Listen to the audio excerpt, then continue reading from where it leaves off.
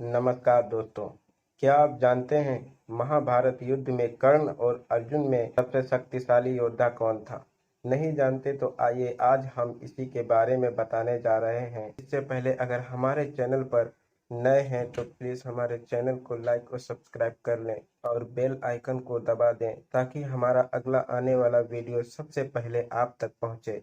तो आइए वीडियो शुरू करते हैं। महाकाव्य महाभारत हिंदू धर्म के प्रमुख धार्मिक ग्रंथों में से एक है।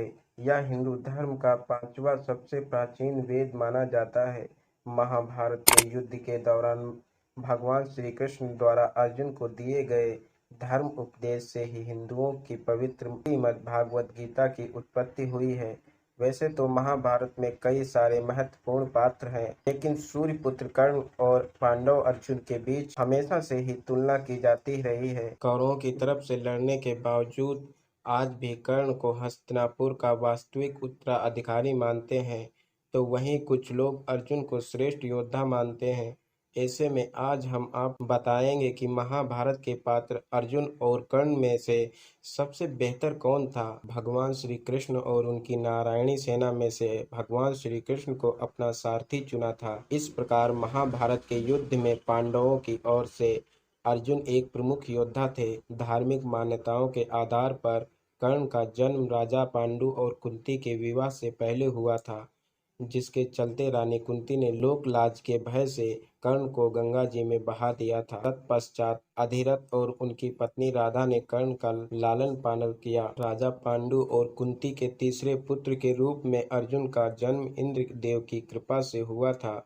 इसके अलावा अर्जुन ने द्रौपदी से स्वयंवर में जीतकर उन्हें अपनी पत्नी बनाया था।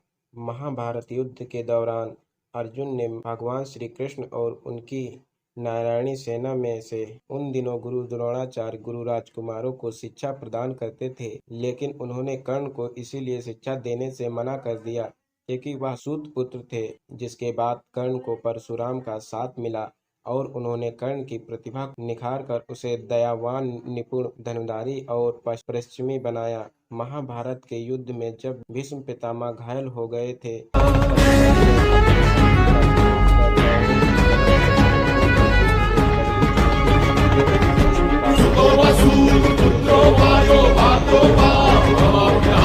महाभारत के सर्वश्रेष्ठ योद्धा और माता कुंती के दोनों पुत्रों अर्जुन और कर्ण के बीच काफी समानताएं देखने को मिलती है। यही कारण है कि अर्जुन और कर्ण में हमेशा यह तुलना की जाती है कि इन दोनों में से सर्वश्रेष्ठ कौन है। द्रौपदी के स्वयंवर में अर्जुन और कर्ण दोनों ने ही भाग लिया था, लेकिन द्रौपदी ने अर्जुन को अपना वर इसीलिए चुना क्योंकि भगवान शिव से द्रौपदी ने अपने वर के रूप में गुणी, दानवीर, न्यायप्रिय और साहसी व्यक्ति का वरदान मांगा था। ऐसे में कर्ण और अर्जुन दोनों ही उपयुक्त वर थे, लेकिन कर्ण की दुर्योधन से घनिष्ठता के चलते द्रौपदी ने अर्जुन से विवाह कर लिया। दूसरी ओर द्रौपदी के चीरहरण के समय कर्ण ने द्रौपदी को वैश्या कहकर संबोधित किया था, क्योंकि स्वयंवर के समय द्रौपदी ने कर्ण को सूत कह दिया था।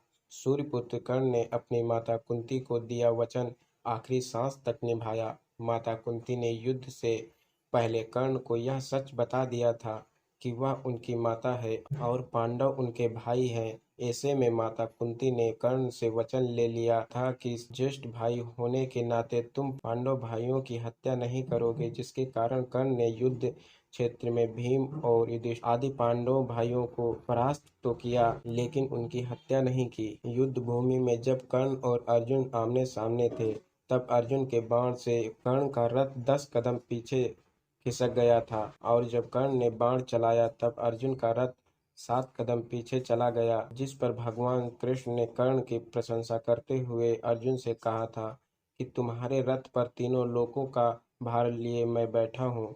ऐसे में तुम्हारे रथ को हिला पाना भी असंभव है, लेकिन कर्ण ने ऐसा कर दिया, जो कि कर्ण की धनुर्विद्या में पारंगत होना दर्शाता है। ऐसे में कहा जाता है कि अर्जुन और कर्ण दोनों ही शक्तिशाली थे।